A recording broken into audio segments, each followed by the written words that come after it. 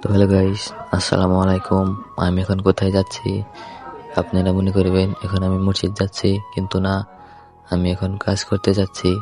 চোখে আমাদের মহিষ দুটো বাঁধা আছে, ওই দুইটা নেড়ে দিতে যাচ্ছি। এই দেখেন মহিষটা এখানে শুয়ে রয়েছে, এখানকার ঘাস সবগুলো খেয়ে এখানে শুয়ে রয়েছে।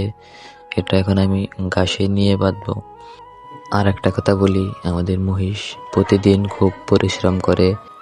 এগুলো দিয়ে আমার দাদা বাঁশের খেপ দেয়, প্রচুর বাড়ি বাড়ি বাঁশ এক জায়গায় থেকে আরেক জায়গায় নিয়ে নামানো হয়।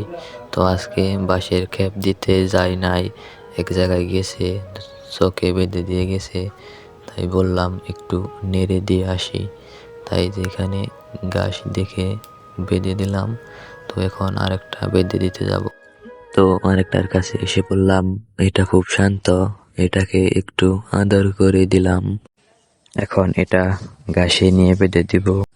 এখানে অনেক ঘাস, এগুলোই খাচ্ছে, তাই এটা এখানেই বেঁধে দিলাম। আজকের ভিডিও এই পর্যন্ত ছিল, অন্য ভিডিওতে দেখা হবে। আল্লাহ হাফেজ।